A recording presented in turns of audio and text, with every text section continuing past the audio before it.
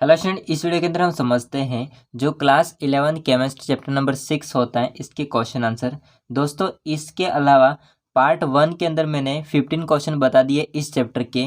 ये है पार्ट 2 जिसमें हम 16 से क्वेश्चन आंसर को स्टार्ट करते हैं। तो वीडियो को एंड तक देखना। चलिए अपन स्टार्ट करते हैं। देखिए क्वेश्चन आंसर 16 अम्लीय बफर विलयन का उदाहरण दीजिए। तो देखो यहाँ पर बफर विलयन तो है, लेकिन कौन सा है? अम्लीय। तो अम्लीय बफर विलयन का उदाहरण हो जाएगा CH3COOH प्लस CH3COON है। एक हो जाएगा एसिटिक एसिड और एक हो जाएगा सोडियम एसिटिक। ठीक है, सोडियम एसीटेट होता है वैसे प्लस दोनों के साथ में। तो इन दोनों का जो विलयन होता है वो कहलाता है अम्लीय बफर विलयन। ठीक है, question number 17 CH3 minus NH4 plus BF3 एवं SO3 में अम्ल एवं क्षार बताइए। तो इसमें हमको अम्ल क्या है, क्षार क्या है वो समझना है। देखिए ध्यान से क्या है। CH3 माइनस ये तो हो जाएगा दोस्तों क्षार, क्योंकि उसके ऊपर नेगेटिव चिन्ह है। बात रहती है NH4 प्लस, ये हो जाएगा अम्ल क्योंकि इसके ऊपर पॉजिटिव है। बट BF3 और SO3 किस में आएंगे? तो ये हो जाएंगे दोस्तों अम्ल। दोनों क्या हो जाएंगे? अम्ल हो जाएंगे। अगला क्वेश्चन हो जाएगा 18 भौतिक साम्य क्या है, उदाहरण लिखिए। दोस्तों, भौतिक साम्य क्या होता है इसको समझते हैं। तो समान पदार्थ की दो विभिन्न भौतिक अवस्थाओं के मध्य स्थापित साम्य अवस्था भौतिक साम्य कहलाती है। सिंपल सी बात है। इसका उदाहरण हो जाएगा दोस्तों H2O होता है वो सॉलिड फॉर्म में था, मतलब ये भौतिक इसकी अवस्था हो जाएगी, भौतिक अवस्था जो कि ठोस।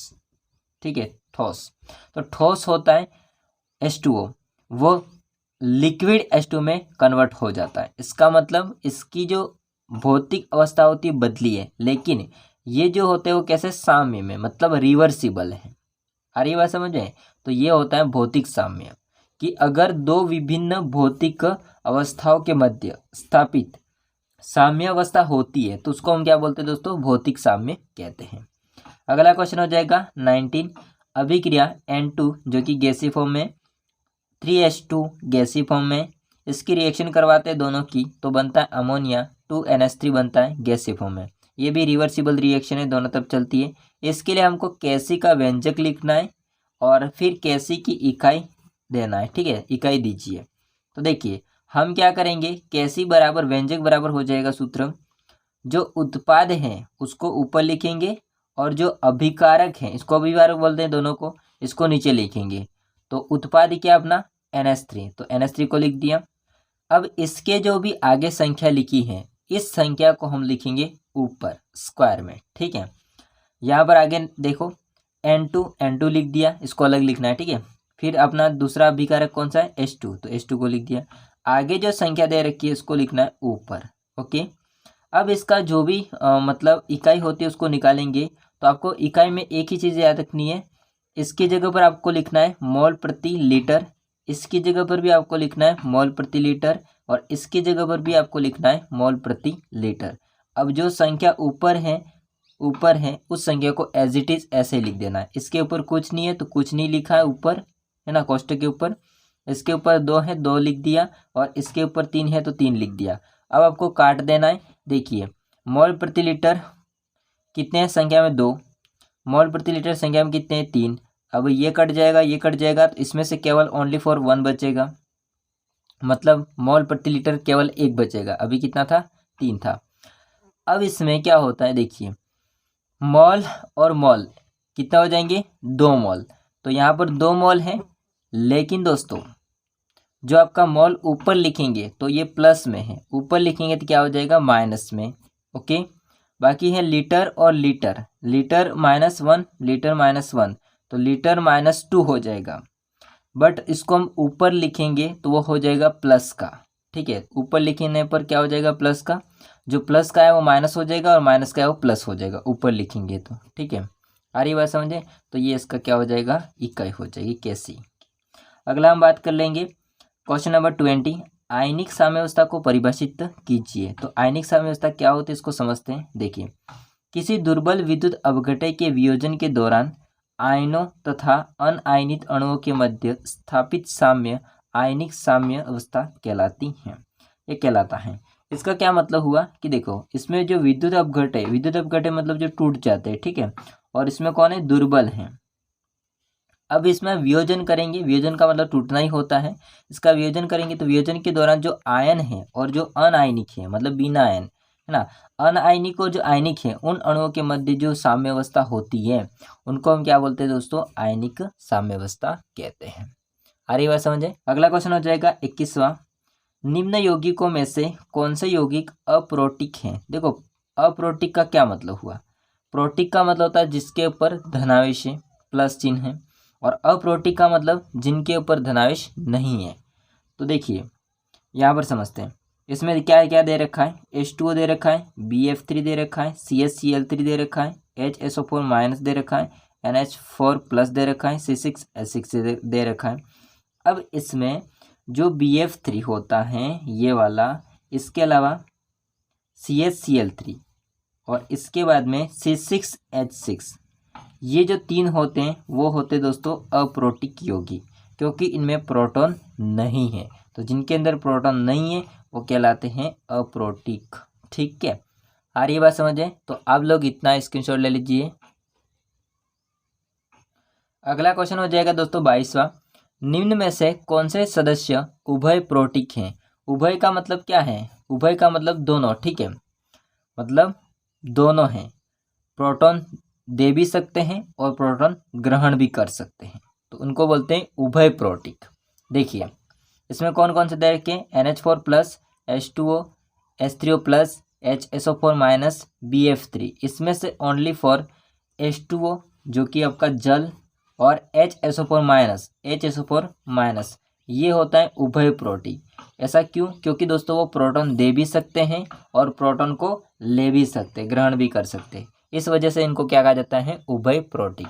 ठीक है, अगला क्वेश्चन हो जाएगा 23। रासायनिक साम्य की विशेषता का उल्लेख कीजिए। तो रासायनिक साम्य क्या होता है, इसका विशेषता का उल्लेख करना है। देखिए फर्स्ट पॉइंट, अग्र तथा विपरीत अभिक्रियाओं का वेग समान होता है। तो अग्र और विपरीत अभिक्रियाओं का जो वेग होता है वो कैसा होता है? समान होता है।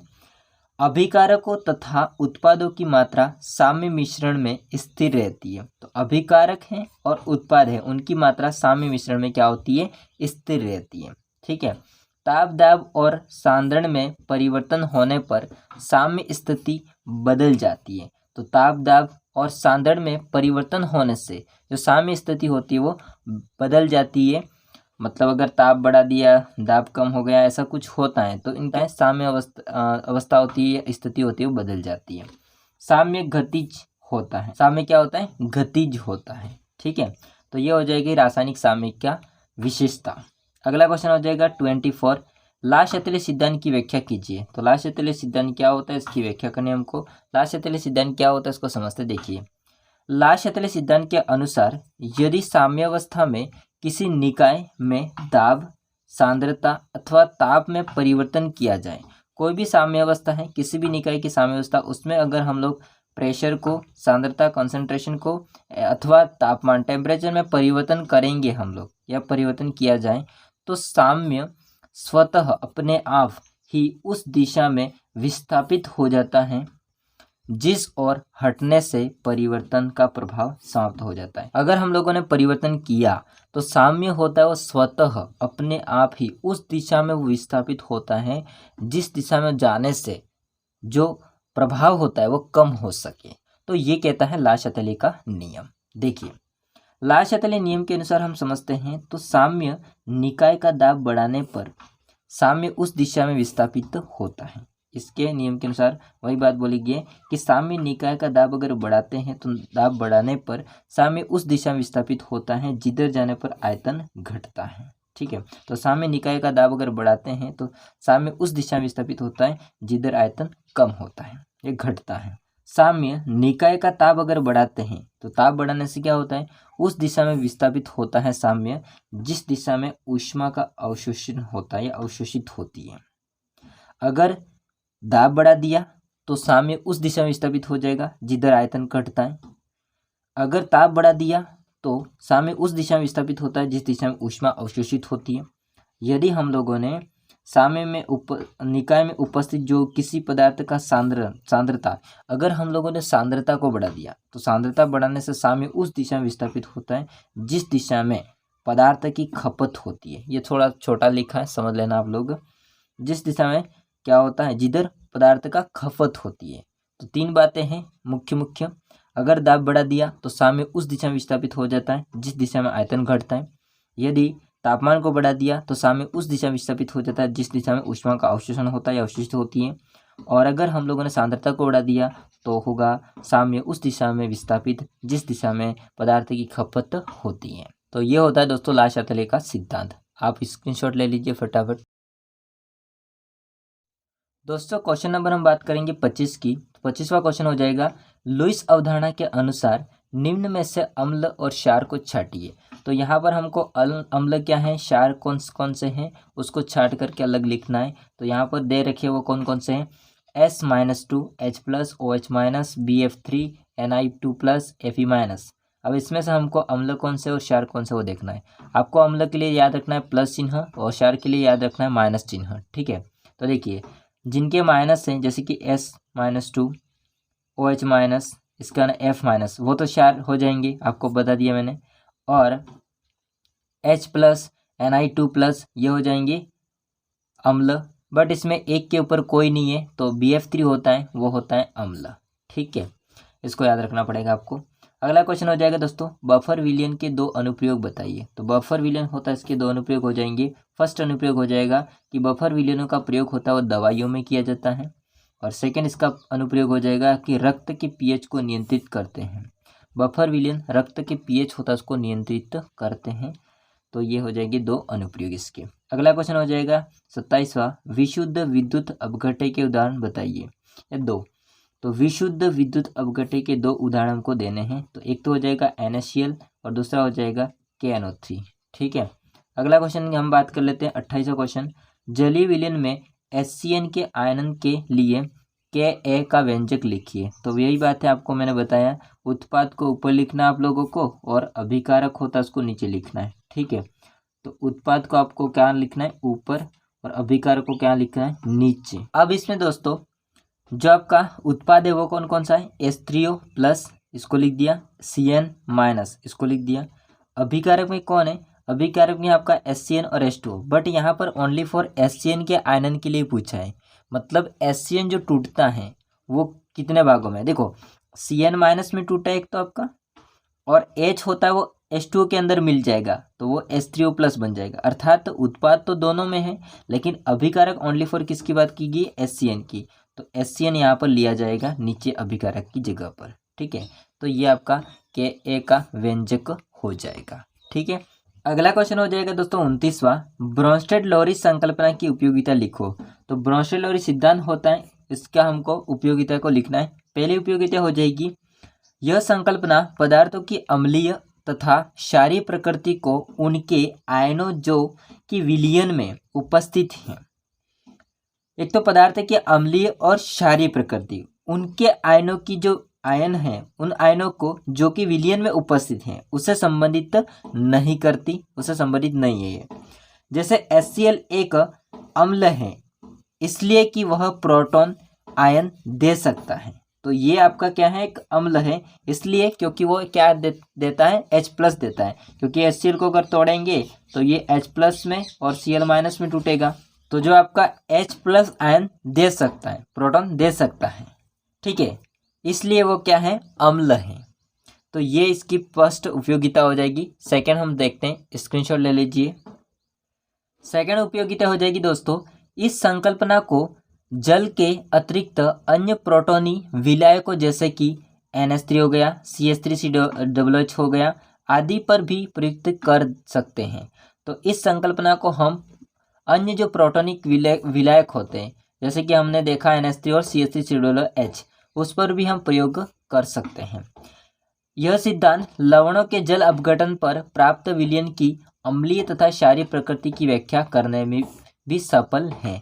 तो अगर लवण है जिसके जल अपघटन पर प्राप्त विलयन की अम्लीय तथा क्षारीय प्रकृति की व्याख्या करनी है तो वो भी हम लोग इस संकल्पना से कर सकते हैं।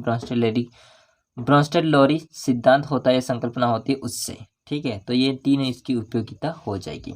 लास्ट एंड फाइनल क्वेश्चन है दोस्तों, ऊष्मीय वियोजन व विद्युत वियोजन में क्या अंतर है, या अंतर लिखिए, समझिए। ऊष्मीय वियोजन क्या होता है और विद्युत वियोजन क्या होता है। देखो, वियोजन का मतलब होता है टूटना, वियोजन का मतलब टूटना होता है, बट ऊष्मीय मतलब ऊष्मा के माध्यम की बात कराएं और विद्युत मतलब विद्युत के माध्यम की बात कराएं। समझते इसमें क्या अंतर होता है। देखिए फर्स्ट पॉइंट है ऊष्मीय वियोजन का।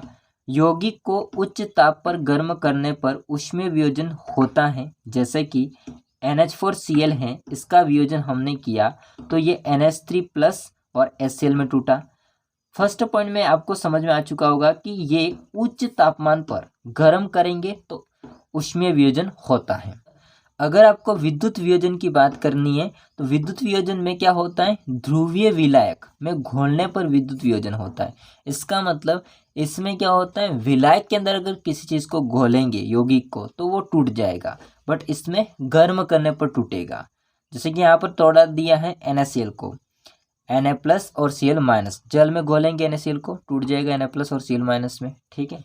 सेकेंड पॉइंट, ऊष्मीय वियोजन में माध्यम आवश्यक नहीं है, तो इसमें कोई माध्यम की आवश्यकता नहीं होती है, आपको पता ही है। ठीक है, गर्म करना पड़ता है इसमें तो केवल, तो यहाँ पर क्या है, किसी माध्यम की आवश्यकता नहीं होती है। बट इसमें विद्युत वियोजन में जल या अन्य कोई आयनीकारक द्रव जैसा माध्यम आवश्यक होता है, जिसमें जल भी हो सकता है, अन्य विलायक भी हो सकते हैं। ठीक है। तीसरा पॉइंट है, इस वियोजन में उदासीन अणु प्राप्त होते हैं, तो इसके अंदर आपको उदासीन अणु देखने को मिलते हैं, लेकिन इसके अंदर आपको क्या देखने को मिलते हैं, देखिए इस वियोजन में विपरीत विद्युत आवेशयुक्त आयन प्राप्त होते हैं, एक धनावेश होता है और एक ऋणावेश होता है, बट इसमें ऐसा कुछ नहीं है। ठीक है। फोर्थ पॉइंट हो जाएगा, भौतिक विधियों द्वारा पदार्थ तथा उसके वियोजन उत्पाद को पृथक किया जा सकता है। मतलब जो भी उत्पाद बना है उसको हम भौतिक विधियों के द्वारा इसको अलग कर सकते हैं। ठीक है, तो वियोजन होता है, इसके उत्पाद को हम भौतिक विधियों के द्वारा इसको अलग कर सकते हैं या किया जा सकता है। इसमें क्या होता है, पदार्थों को आयन से भौतिक विधि द्वारा अलग नहीं किया जा सकता। जैसे आपके पानी के अंदर NaCl घुला है, घोल दिया है, तो वो टूट गया Na+ में और Cl- में। अगर आप इसमें भौतिक विधि अगर हाथ से अलग करना चाहोगे तो होगा, नहीं होगा। ठीक है, तो भौतिक विधियों के माध्यम से इसको अलग नहीं कर सकते, क्योंकि आवेशित होने के कारण ये बंधे रहते हैं। तो आवेशित होते हैं, इस कारण से वो क्या होते हैं, बंधे रहते हैं, जिसमें भौतिक विधियों के द्वारा पृथक नहीं कर सकते। ओके। पांचवा पॉइंट हो जाएगा दोस्तों, तनुता का इस वियोजन की मात्रा पर प्रभाव नहीं पड़ता। तो तनुता का मतलब क्या होता है, तनुता का मतलब जैसे कि अगर हम लोगों ने NaCl होता है उसको पानी में घोल दिया और हमने NaCl होता है वो उतना ही घोला है जितना पानी में घुल सकता है। ठीक है, अगर हम लोगों ने बहुत ही कम, मान लेते एक गिलास पानी, उसमें एक ही चम्मच हमने NaCl डाला है, तो वो क्या हो जाएगा, बहुत तनु हो जाएगा, पतला कह सकते हैं आप लोग। तो पतला का मतलब क्या होता है, तनुता। तो तनुता पर वियोजन की मात्रा पर कोई प्रभाव नहीं पड़ता है ऊष्मीय वियोजन में, लेकिन इसमें क्या होता है, तनुता से वियोजन की मात्रा होती है वो बढ़ जाती है। तनुता होगी तो वियोजन की मात्रा होती है बढ़ जाती है, जल्दी जल्दी वियोजन होता है। ठीक है, तो ये क्वेश्चन आंसर थे। इसके अलावा हम नेक्स्ट भाग जो होता है सेकेंड भाग आपकी केमिस्ट्री का, उसके क्वेश्चन आंसर को सॉल्व करेंगे। तो वीडियो कैसा लगा कमेंट करके बताइएगा, वीडियो अच्छा लगा तो लाइक करना, चैनल को सब्सक्राइब नहीं किया तो कर देना। मिलते हैं नेक्स्ट वीडियो में, तब तक जय हिंद, वंदे मातरम।